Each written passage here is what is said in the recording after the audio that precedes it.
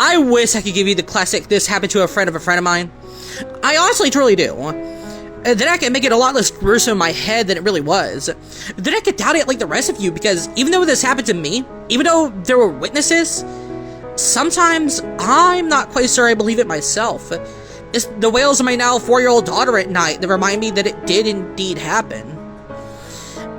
Katie had just turned 3 a couple of weeks before the incident. One thing I loved to do was take her to the theater every few Saturday morning for a kids' movie presentation. It went from old classics like Snow White to recent Pixar movies. It was fun and enjoyable, and that way Katie mingled with other kids her age who loved the same movies. At the time, Katie was literally obsessed with anything related to Toy Story. We had all 3 movies on DVDs, which she watched religiously. Thank God I love those movies too, because you can get sick of watching the same thing a minimum of 5 times a day, let me tell you. And also had Woody, Buzz, and Jessie dolls, which she loved to sleep with. She was afraid of trucks by the time she turned 2, so I taught her to pull the strings on either Jessie or Woody to scare the bad trucks away in the middle of the night. Honestly, these dolls were a blessing. So, when I found out Toy Story 3 was being shown at the kids' theater, I jumped on the occasion. Even though Katie had seen it countless times before, there was nothing like watching it on the big screen, and I knew she'd be ecstatic. The showing was supposed to start at 8 a.m., but it didn't start until 9. It wasn't so bad, since the kids were having fun together.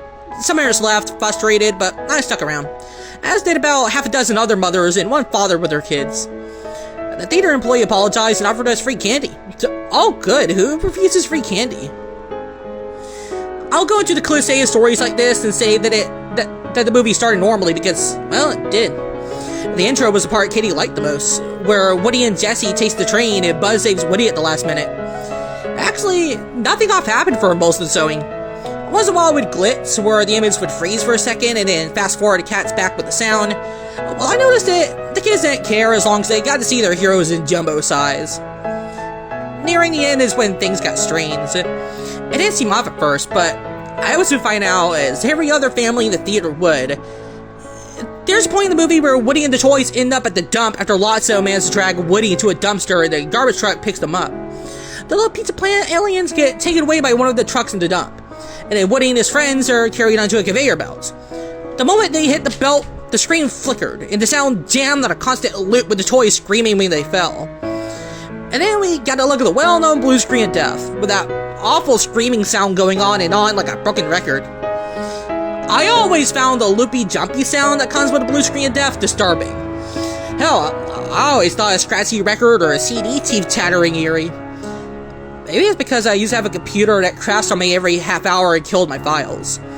It made me nervous, but when the father burst into mocking laughter, I uttered a nervous laugh too. The kids were confused, but for those who had just enough knowledge of computers, it was really funny. I have a friend who worked at this theater, and he quit for another job around the time computers replaced people in the cabins projecting the films. I guess nothing will ever replace a good old human being. When nobody came to check on us, the father got up and left to ask someone to turn that thing off or restart it. Katie didn't seem fazed by this and shrugged it off, waiting patiently. It was always pretty smart and mature, knowing he could watch it at home anyway. A little boy was crying, and the mother had to leave when the sound became ridiculously loud. It wasn't constant. That screaming sound, you see? It lowered to near a whisper and became loud enough to make my head buzz. At some point, Katie gave me a worried look as she clasped her hands over her ears. Before I made the final decision to leave, however, the screen went black, and an employee returned with the father and a flashlight, apologizing and letting us know that they would resume the movie shortly. Apparently, they had been having equipment problems all morning. Shortly after, the projector came back to life. The movie resumed a few minutes prior to the crash. Only the crash of that very same spot a second time. Blue screen of death again. By then, the father and I were laughing. Don't get me wrong, we only paid a $5 fee for entrance, but this was getting ridiculous. Seriously? The father exclaimed. This time, no one had to go get any employee. The screen flickered, and the movie started where it left off almost immediately with a loud click coming from the cabin up behind me. It reminded me of a gun as it clicked the safety off, and I couldn't help but look up at the beam of light. Might have been an employee kicking the machine back into gear for all I knew. As long as it worked, I wasn't going to complain, but come this point, another mishap and I was gone. Wasn't at home was a whole lot less troublesome. The movie seemed fine come this point, except for the sound, like someone had put a pillow over the speakers to muffle it. Something else was odd, but I didn't notice what it was until Lotso betrayed the toys by not pressing the stop button of the belt and let them fall in the incinerator. It was their voices. Their voices were different. Not by a whole lot. Maybe the kids didn't notice, but I did. And I know the father did too. Because we had changed curious glances. They were similar, but Woody, for example, clearly wasn't voiced by Tom Hanks anymore. It's around that time that I felt something was really wrong. My stomach clenched painfully, and I felt my heart beat the drum roll. There was no reason for it. I had no explanation for the voices being different, only the differences didn't just end there. If you've seen this movie as many times as I have, you know that while the toys eventually give up and accept their fate by holding hands and waiting for their death, a light comes on and a giant claw hauls them out of the incinerator at the very last second. It keeps you on edge for the first time, but once you've seen it, you know better. Except, I didn't know better anymore. The animation was fluid, but by now it wasn't right. Have you ever watched those old 1930s cartoons like Betty Boop where everything always moves and never stops? A few years later, they figured out that it was more natural to have stop animations because that's how we work. We don't notice it, but we stop between motions. Grab a cup of coffee, stop. Bring it to lips, stop. Chug it down, stop. Put it back down, stop. It's subtle, but it made all the difference in animation when they realized that, and things started looking a whole lot less psychedelic from that moment on. Well, animation on the big screen just didn't stop moving, like those old cartoons. There was no stopping in between actions and motions.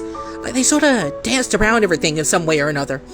Let me tell you, if you thought it looked psychedelic when Darty's hand-drawn animation, computer animation makes it look twice as disturbing. That clearly was not like the movie I had at home, and it wasn't like the rest of the movie we'd watched to this point either.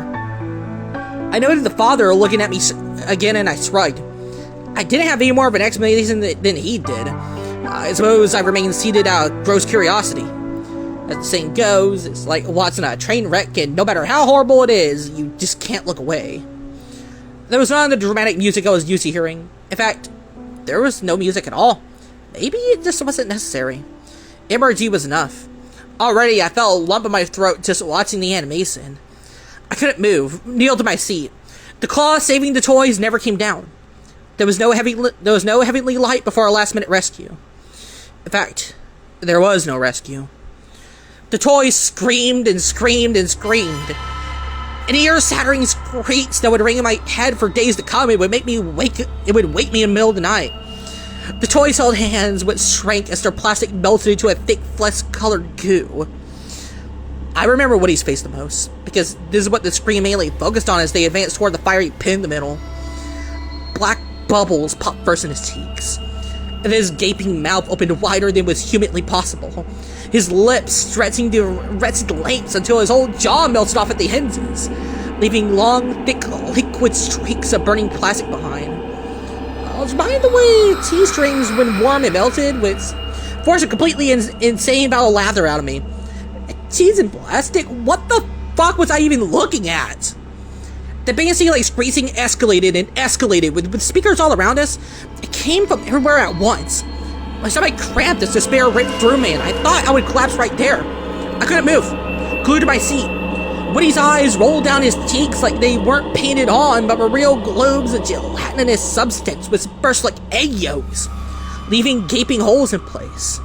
Their eyes, all their eyes, were the only thing that acted as real eyes might, not like plastic or fabric. Later I realized why. Eyes are the mirror of the soul. Eyes, even if they look painted, are always real. Always. And so, as they exploded into a liquid state, so did their souls, burning in the fiery pits of hell. It's silly to think that way of a cartoon character, but that's the only explanation I found for the difference. I'm not sure it makes me feel any better to think that way. Actually, it just makes me feel worse.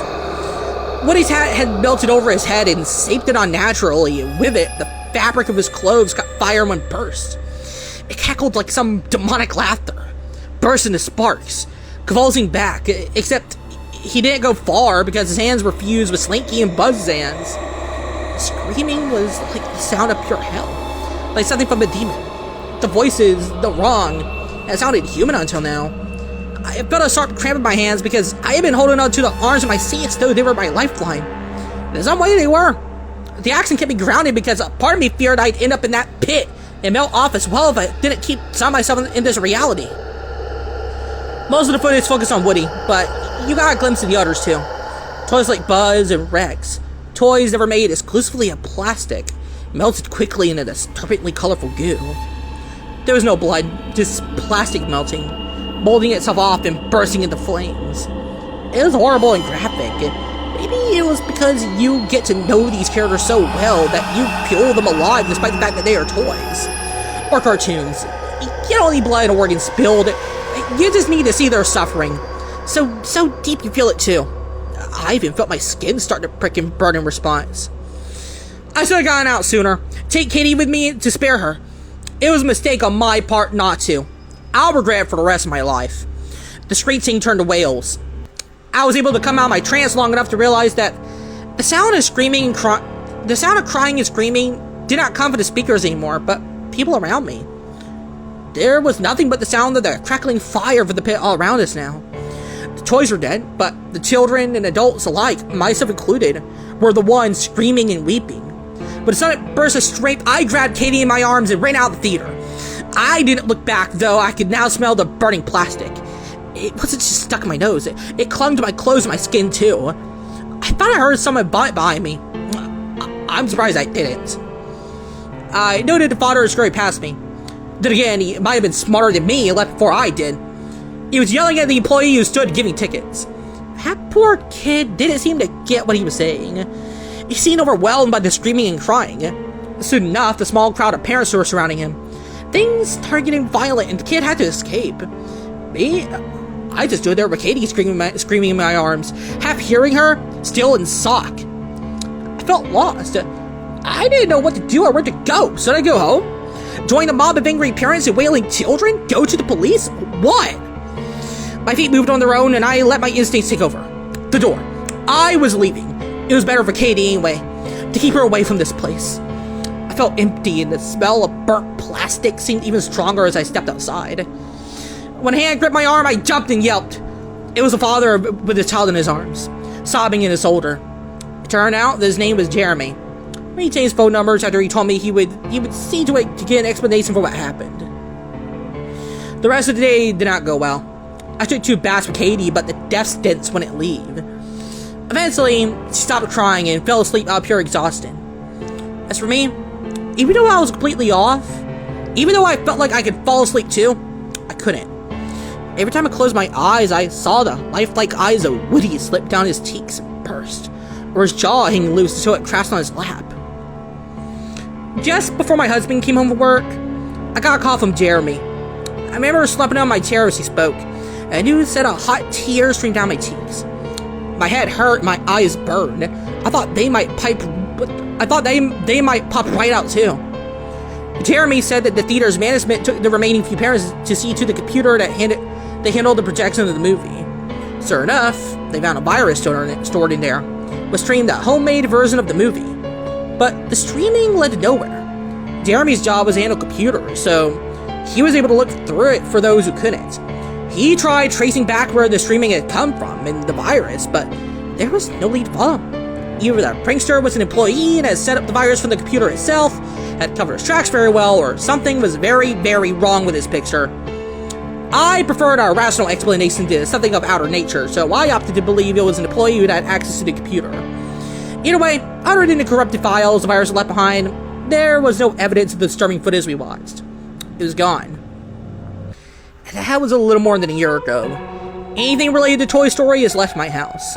My husband, he wants to believe us, but I could tell he thinks I'm schizophrenic. He says someone had to animate the thing, and people had to act out the voices. That takes a lot of dedication, because while the animation was constantly moving, the quality in the animated characters was as good as the original movies. He says this is one hell of an effort to put into a one-time prank. He's right, though. I never heard anything of that sort again. You'd think it would have come out if it had. I checked, and Jeremy did too. There's no records of anything like it happening anywhere else. Jeremy even tried to contact Disney and Pixar, but they never returned his calls or emails.